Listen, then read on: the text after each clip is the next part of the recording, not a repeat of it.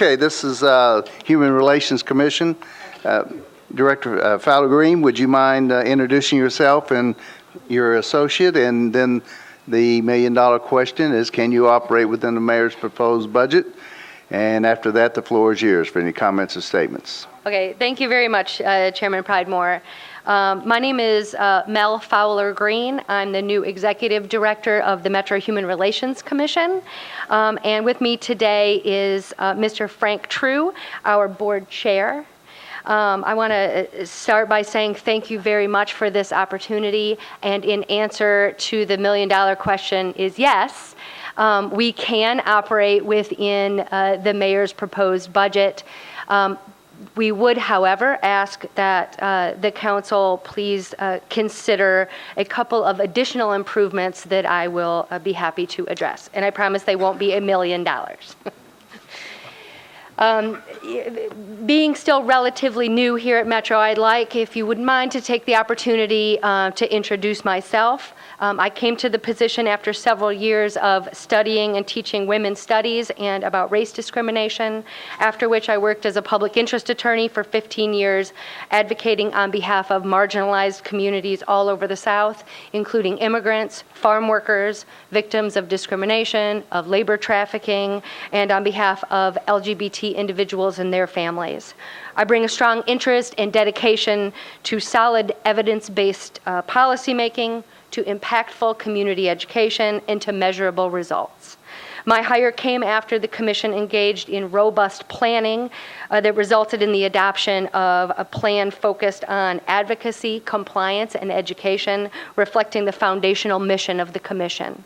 Pursuant to the plan, our office will continue its important work in education, in community building across racial, ethnic, and religious communities, and in developing innovative ways to address access and opportunity barriers for new Americans. We'll also launch an inclusion, diversity, and equity assessment initiative that will gather qualitative and quantitative data related to human relations throughout the county. Our goal is to build capacity to produce a robust annual State of Human Relations report as recommended by Nashville Next and as authorized by the Metro Code as a responsibility of the Commission. Through the initiative, we'll also develop and disseminate briefing papers, evidence-based policy initiatives, and conduct needs assessments in the communities, including a Metro-wide Title VI language accessibility assessment, which is something that many Metro departments and community organizations are anxious to see. The impact of this work can be evidenced by our recent Inclusivics Diversity Report, analyzing the demographics of 50 of Metro's departments. That report has inspired policymakers citywide to engage in greater diversity and inclusion efforts and has been a major point of discussion in the current mayoral race. As an aside, I would invite you all to visit inclusivics.com, our new online data visualization platform that will capture Metro's workforce demographic data quarterly and will track it over time. It was launched just this weekend along with our new data update to our January report. In order to meet these goals, we're going to have to do two things. First, we're going to need to make thoughtful and considered decisions in hiring. We have two positions that will need to be filled. To be truly effective, our staff has to be self-motivated, engage in conflict resolution, do sophisticated community organizing, data gathering, and analysis. Much of the work is done outside of the office with little or no direct supervision. With a staff of only 4, including myself, it's imperative that all of our staff members have the skill set and education to engage in this kind of substantive work. Second, given our modest budget and small staff, we'll need to strategically leverage our partnerships that we already have with local nonprofits, universities, other local and state agencies. We'll have to build new partnerships. Also, I'm very interested in gauging connections and the significant talent that exists within the commission itself. And while we can operate within the mayor's proposed budget, the two improvements would significantly increase our effectiveness. The mayor's budget provides a $20,000 salary improvement, which will allow us to bring one position in line with comparable positions in the nonprofit market, and will therefore allow us to recruit and retain an individual ready to do the kind of work that we do. We are grateful for that opportunity, and we ask that the council consider an additional $7,600 salary improvement to do the same thing for that second position that's open, moving it out of an office support position into a more program coordination position. It would be my preference that we forego having administrative positions. I would like all of our staff members to participate and add value to the substantive work that our office does. We also respectfully request that the council consider an additional $20,000 improvement for us to contract a professional social policy writer to consult with us on our reports, our needs assessments, and our policy recommendations. That would ensure that we are engaging in social science best practices. The investment of $20,000 for a consultant is significantly less than it would cost to employ a full-time person doing that kind of work, and the benefit would extend beyond the next fiscal year, because what we would be doing is building capacity within our office to continue that work. In closing, I'd like to thank you again for this opportunity. I'm very thrilled to be in a position to serve Nashville, and I'll take any questions that you might have. Thank you, Councilman Stein. Thank you, Mr. Chair. Let's back up a minute and make me understand. Your request of the mayor was for $47,600, and you got $20,000 of it designated for the staff, the salary improvement. That's correct. But you asked for $27,600 for that to work on both positions. That is correct. Okay. And then the additional $20,000 is for the consultant to work on amongst other things, the annual human relations report, and then other sort of technical data kinds of things you all are doing. That's correct. Okay. Well, the Grinch left the room, so in his absence, I will say that I would recommend that we put this on the wish list, the additional $27,600. Let's go two other questions, though, particularly related to the consultant. The State of Human Relations report, which as I have followed the commission over the years, has really sort of not been done in a very comprehensive way. I could be wrong, but I think that's the case. Why would that be important for Nashville at the time we're in with the diversification of our population? Why doing that why is it an important thing? Well, I think first and foremost, it was important in attracting businesses to Nashville, showing where we are in the state of human relations, and I believe that where we are is good. Right, to show that we are a welcoming city. I also think that given the state of human relations in other cities, I think all we have to do is watch the news within the past 6 months to a year and see sort of the fallout from a community's blindness to the state of its human relations. And I believe that it would be very important for the people of Nashville to have a somewhat independent assessment of where we are on the state of human relations. So it's a community-wide report of which diversification in the government perhaps is one component, but it's relatively speaking to the whole community, not the major focus of that kind of report. That's correct. Okay. And then my second question has to do, I guess it was the morning paper, yesterday's paper, the announcement of your web platform. Human Resources is coming up in a few minutes. How does that web platform differ from the new reporting, or not, I don't know if it's new or not, but the reporting that's being done about diversification that's on the Human Resources website? Right, that's a very good question, and thank you for asking. We're very proud of the new platform and our report. It's called Inclusivics. What HR is doing is releasing the demographic data for Metro's workforce quarterly in a spreadsheet on the Open Data Portal. And what we are doing that is different are actually, I think, three things. One, our data report, it's an actual report, analyzes the raw data so we can draw conclusions about the diversity within our workforce.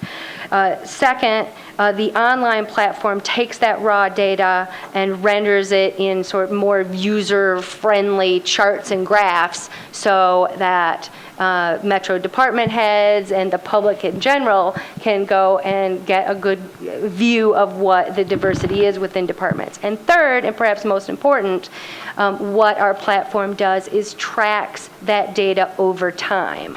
So our hope is that in the future we can see and assess the effectiveness of our collective efforts at increasing workforce diversity. So it's collaborative, not competitive. Correct. Thank you. Thank you. Council Lady Berry. Thank you, Chair.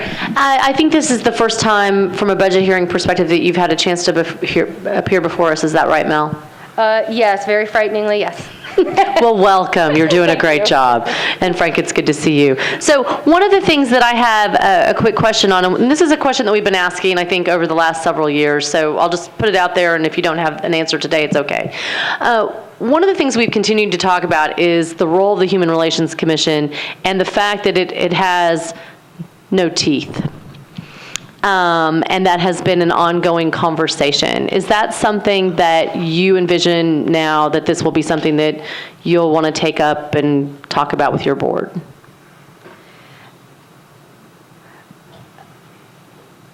I don't want to fight the hypothetical and say that we don't have any teeth. I think that the kind of assessment that we did of Metro's workforce diversity ended up having some teeth. It definitely has everybody's attention. I think that's exactly right. Right.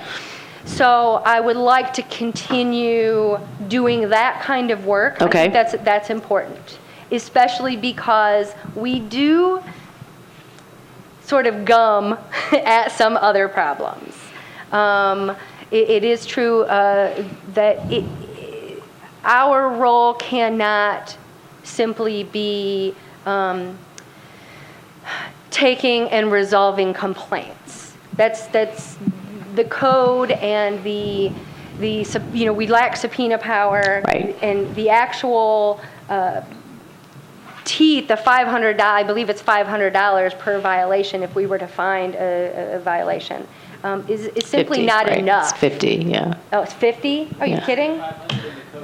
It's 50, yeah. Okay, it's not gonna, $50 does not discourage discrimination, period. So, yes, I do think that is something worth bringing up with the commission. I also think that it should be within a greater conversation about whether or not that's a good, even if it did have some more teeth, whether or not that is the best use of the people's money. So Mel, with that in mind then, I think that what you all have done over the last several months, especially with regards to this report and the incredible work that you're putting out there, I would absolutely, Chair, like to advocate for adding the additional funds that they need, because I do think that you are moving in that policy direction. I do think that that funding is needed for that other person so that you can be fully staffed, so that you can keep on moving with your mission the way you've defined it. Thank you. Thank you. Councilman Glover. Thank you, Mr. Chair. I think Council Lady Berry asked a lot of the questions that I had was, what power do you have if you find a violation? I didn't even realize the $50, I guess, was on the table. But and where I was going was I was looking through your fees of charges, commissions, and fees, $535. is there not a way to generate additional fees? And do you have any judicial power in your body? So, We have deliberative power if both parties to the complaint agree to submit the dispute to the commission, then we can investigate the claim and the commission can come to a finding. but ultimately, if there is a violation, ultimately who prosecutes that? It's there's no mechanism for it. Right, there's no mechanism. So it's a state. So if something happened, the state would do it. Okay, I think that's where I'm trying to get to. Okay. Now, if I may, there are other disputes that aren't necessarily this person discriminated against me and, we're in a dispute. We do play an informal role in bringing people to the table. That happens quite often, where both parties say, we don't want an adversarial position, right? We want to air our grievances and figure out how to resolve the problem. And that does happen quite often. Okay. Thank you, Mr. Chair. Thank you, Council Lady Moore.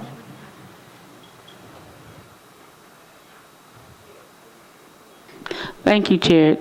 Good to see you again, Ms. Thank Green, and thank you for coming to my District 17 meeting.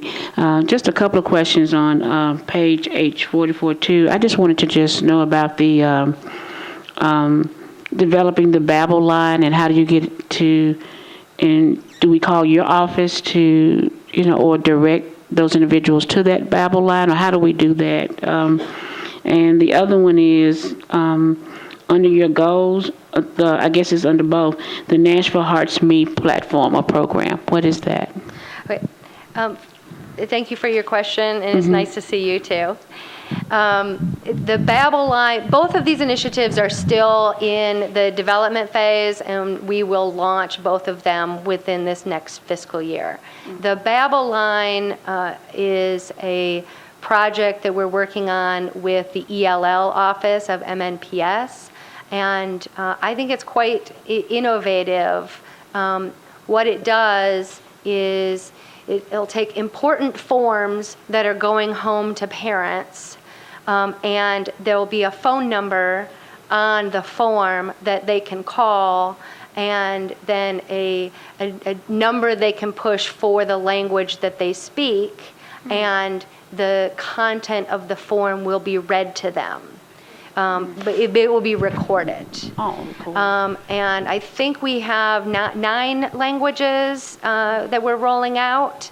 And we view this as a sort of proof of concept moment. Like, we think, and the ELL office thinks, that this is a great value to families that have limited English proficiency, but we're going to test it with the ELL office first with some of the most critical forms that go home through MNPS.